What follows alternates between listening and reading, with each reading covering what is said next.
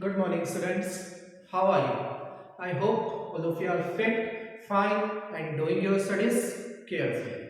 So, once again, I am here in front of you to discuss a new concept of the unit staffing that we have discussed in our last lecture. After in the staffing, we have discussed about the staffing, its feature, importance, and the most important topic, my dear students, staffing process. I think आप सबको वहां तक clear हो चुका है ये concept staffing का okay so today we are going to start the second part of our staffing unit that is the recruitment किस चीज के बारे में बेटा रिक्रूटमेंट के बारे में recruitment we have already discuss पता ही है आप सबको रिक्रूटमेंट क्या है बार बार हम पढ़ चुके हैं रिक्रूटमेंट है क्या तो रिक्रूटमेंट एक प्रोसेस है किस चीज की recruitment is the process of searching किस चीज को ढूंढ रही है बेटा हम किसको ढूंढ रही है प्रोस्पेक्टिव एम्प्लॉइज को किसको ढूंढ रहे हैं बेटा प्रोस्पेक्टिव एम्प्लॉइज को तो यहां पर एक न्यू वर्ड यूज हुआ है बेटा prospective what does it mean by this prospective means they are not the employee of our organization they can be the employee of our organization in the future कि वो at present हमारी organization के employees नहीं है in future में वो क्या होंगे हमारी organization का part बन सकते हैं clear students okay so recruitment is the process of searching the prospective employees ये क्या है एक प्रोसेस है सर्च करने की किसको बेटा प्रोस्पेक्टिव एम्प्लॉइज को एंड स्टिमुलेटिंग देम उन्हें मोटिवेट करना उन्हें अट्रैक्ट करना टुवर्ड्स आवर ऑर्गेनाइजेशन किस लिए अट्रैक्ट करना for jobs in the organisation कि वो हमारी कंपनी में हमारी ऑर्गेनाइजेशन में जॉब के लिए क्या करें बेटा अप्लाई करें क्लियर स्टूडेंट्स ओके तो रिक्रूटमेंट आई थिंक आप सबको क्लियर हो चुका है recruitment is the process of searching for prospective employees recruitment एक प्रोसेस है जिसमें हम सर्च करते हैं कि हमें कौन से एम्प्लॉइज मिले जो हमारी ऑर्गेनाइजेशन का पार्ट बन सकते हैं एंड उन्हें मोटिवेट करना कि वो हमारी ऑर्गेनाइजेशन में जॉब के लिए क्या करें बेटा अप्लाई करें clear students okay the next topic that we have to discuss in this topic that is the process of recruitment किस चीज की बेटा process of recruitment you know very well in the staffing we have discussed the process of staffing and here I am here to discuss the new concept of the process of recruitment किसको discuss करेंगे बेटा process of recruitment को discuss करेंगे तो सबसे पहला जो task होगा इसमें वो क्या है बेटा requisition of employees क्या है बेटा रिक्विजिशन ऑफ एम्प्लॉइज इसका मतलब क्या है this means this process start up with the finding out the number of persons required ये जो प्रोसेस है बेटा ये किससे स्टार्ट होती है that how much number of persons required end of which level कि हमें कौन से लेवल के पर्संस चाहिए और कितने पर्सन चाहिए because if we don't know how much candidates are required in our organisation कि हमें ऑर्गेनाइजेशन में कितने पर्संस की जरूरत है जब तक हमें ये ही पता नहीं चलेगा then how this process will start कैसे ये प्रोसेस स्टार्ट होगी so the first step is to identify the number of persons required in the organisation उसके लिए हम क्या करते हैं बेटा each and every department is having the departmental manager हर डिपार्टमेंट में क्या होता है बेटा एक डिपार्टमेंटल मैनेजर होता है so it is the duty of departmental manager to find out to calculate the number of persons required कि हमें हमारी ऑर्गेनाइजेशन में कितने नंबर ऑफ पर्संस की रिक्वायरमेंट है clear students okay the second step is the identification of the source of recruitment recruitment का source मतलब कहां से हम अपने एम्प्लॉइज को क्या करेंगे अपनी ऑर्गेनाइजेशन में रिक्रूट करेंगे so there are so many sources बहुत से सोर्सेस हैं इसको एम्प्लॉइज को रिक्रूट करने के but in our syllabus we have only two parts internal sources and the external sources तो this time the company have to take decision company को यहां पर ये डिसीजन लेना पड़ता है that the company will recruit the employees from internal sources और from external sources so this topic we will discuss again after this process okay students come to the next one the third one is the invitation to interested people. अब हमने first step में find out कर लिया that how many persons are required, कितने persons हमें चाहिए। Second में हमने डिसाइड करा कि किन पर्सन को हम अपॉइंट करेंगे अपने इंटरनल सोर्सेज से और किन को अपॉइंट करेंगे अपने एक्सटर्नल सोर्सेज से। क्लियर। थर्ड वन, अब हमें जितने पर्संस रिक्वायर्ड है for that we have to give invitation to the interested people.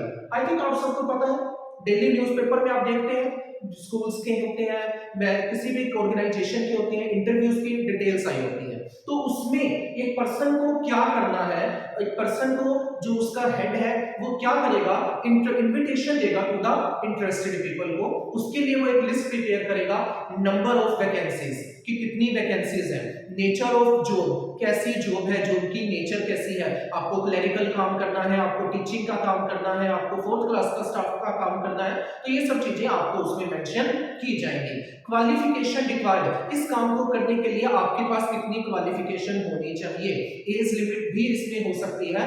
So all these factors are given in the invitation to the interested people so that they can also take the decision, ताकि वो भी ये decide कर सके that they are capable to do the work in this type of organisation और not, कि वो सब पर्सन जो है इस ऑर्गेनाइजेशन में काम करने के लिए कैपेबल है या नहीं है। Clear my dear students? Okay, the next one, the last but not the least point is the preparing list of deserving candidate.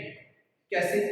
हमने इनविटेशन दिया टू द इंटरेस्टेड पर्सन, जो पर्सन हमारी ऑर्गेनाइजेशन में इंटरेस्टेड होंगे they will send us their resume और CVs. उन्होंने हमें क्या भेजे, अपने रिज्यूम और सीवीज भेजे। After that our task again start, हमारा जो काम है वो दोबारा से फिर से स्टार्ट होता है। What we have to do in this, again we have to divide. हमें क्या करना है बेटा, जो इंटरव्यूज के लिए हमारे पास रिज्यूम्स आए हैं, जो सीवीज आए हैं, we have to divide them into two part. हमें उन्हें कितने पार्ट में डिवाइड करना है, टू पार्ट में। The first one, those can fulfil our requirement, and second one, those who can't fulfil our requirement. Clear my dear? Okay, again I am repeating the point that after when we have given invitation to the interested people and interested people have sent their resume or CVs to our organization. Clear? Okay, सभी लोगों ने हमारी organisation में क्या भेज दिया बेटा, अपने resumes और CVs भेज दिए हैं। Now it's our duty to choose among them, उसको हम दो पार्ट में डिवाइड करते हैं। First one, those who are interested, and second one, first one, those who are capable to fulfill our requirement, and second, who are not able to fulfill our requirement. So in this, after this, one more step is there, that is a different concept, that is the selection. In selection we are taking only and only those persons, हम सिर्फ उन्हीं persons को include करते हैं वो are finalised as per our requirement, जो हमारी requirement के अकॉर्डिंग क्या होती है बेटा, फाइनलाइज हो जाते हैं। क्लियर? तो students, if you are having any doubt up to the process then you can call me और WhatsApp me. Okay, the next one topic that we have to discuss and that we have also explain in the process number second में हमने explain करा था identification of sources of recruitment, कि recruitment के sources क्या हैं। तो recruitment के सोर्सेस क्या हैं? So it's our next topic that is about the sources of recruitment. किसके बारे में है बेटा ये टॉपिक हमारा, सोर्सेस ऑफ रिक्रूटमेंट, कि कहां से हम अपनी ऑर्गेनाइजेशन में एम्प्लॉइज को अपॉइंट करेंगे। So I have told you earlier there are the two parts, the first one is the internal sources and second one is the external sources. I think name of this indicates कि इसका meaning क्या है। Internal sources when we are recruiting the employees within the organization, जब हम अपने employees को क्या करके बेटा रिक्रूट करते हैं अपनी ही ऑर्गेनाइजेशन से, तो वो क्या होता है बेटा, इंटरनल सोर्सेस ऑफ रिक्रूटमेंट। क्या होते हैं बेटा, internal sources of recruitment. Now again external sources. External sources means we are appointing the employees from outside the organization. For that we have to follow this process, वही same process, if अगर हम चाहते हैं कि हम अपनी organisation में जो एम्प्लॉइज हैं उनको अपॉइंट करेंगे फ्रॉम आउटसाइड द ऑर्गेनाइजेशन, तो उसके लिए हमें इस स्टेप के बाद इनविटेशन देना पड़ेगा इंटरेस्टेड कैंडिडेट्स को, और उसके बाद एक लिस्ट प्रिपेयर करनी पड़ेगी of the deserving candidates to whom we will take to the next concept, that is the selection process. Clear student? Okay. So again, internal and external sources, they are divided in so many parts. In this video I am discussing about only internal sources. The first one is the transfer, second one is the promotion, and third one is the layoff. क्या है बेटा? Transfer, promotion and layoff. I think नाम से clear हो रहा. Transfer means shifting of one person from one department to another, from one level to another, from one shift to another. That means क्या कि organisation के अंदर ही उस person को ट्रांसफर किया जा रहा है, एक डिपार्टमेंट से उठाकर दूसरे डिपार्टमेंट में भेजा जा रहा है, एक शिफ्ट से उठाकर सेकंड शिफ्ट में उससे काम करवाया जा रहा है. तो ये क्या होता है बेटा? Transfer. Due to this employees की स्टेटस में, एम्प्लॉइज की सैलरी में किसी तरह का कोई चेंज नहीं आता, because their level is not change, only their department is change, only their time is change. तो this is the case number 1 of the internal sources. Clear? Okay. The second one source is the promotion. Second one source क्या है बेटा? Promotion. नाम से clear हो रहा है. In this a senior employee, sorry, a junior employee is promoted to a upper place, upper level. एक जो जूनियर एम्प्लॉय था, अगर वो अपनी परफॉर्मेंस बहुत अच्छी दे रहा है, he is so much capable, he is fulfilling the targets of the company, then company ऐसे एम्प्लॉइज को मोटिवेट करने के लिए उनका प्रमोशन कर देती है. From junior level they are shifting to the higher level. अब जैसा मैंने लास्ट में बताया कि in transfer there will be no change in the status and the salaries of the employees, but in this case no doubt the salary will increase, the status will increase, the power will increase, authorities and the responsibilities will also increase. Why? Because again earlier the person was doing work at the small level, now he is doing work at the higher level. अब वो किस पे काम कर रहा है बेटा?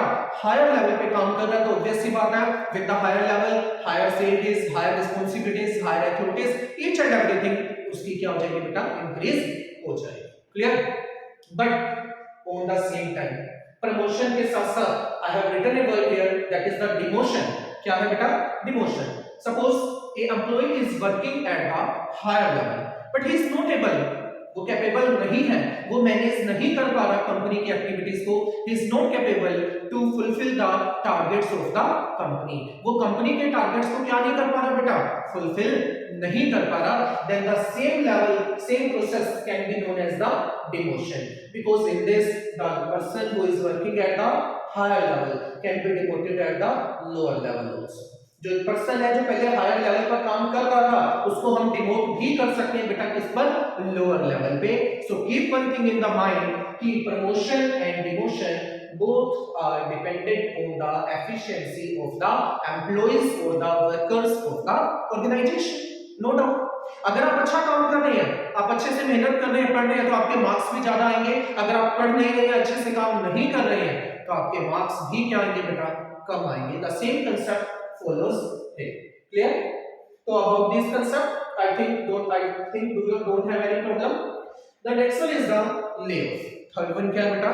Layoff. Layoff is a new concept for all of you. In this क्या होता है बेटा? A worker is temporarily, एक वर्कर को क्या किया जाता है बेटा? टेम्परेरी टाइम के लिए रिलीव कर दिया जाता है from the organisation. There is the clear understanding, एक क्लियर अंडरस्टैंडिंग होती है किसके बीच में बेटा? वर्कर और एम्प्लॉयर के बीच में, एम्प्लॉय और एम्प्लॉयर के बीच में. That this time they don't have any work, इस टाइम उनके पास काम नहीं है, सो वो उसको हायर नहीं कर सकते. But whenever he will get some work, जैसे ही उनके पास काम आएगा, दे विल गिव प्रेफरेंस, वो प्रेफरेंस देंगे उसी पर्सन को जिस पर्सन को टेम्परेरी टाइम पीरियड के लिए क्या किया गया था बेटा? ऑर्गेनाइजेशन से रिलीव किया गया था. Clear students? Is it clear? Okay.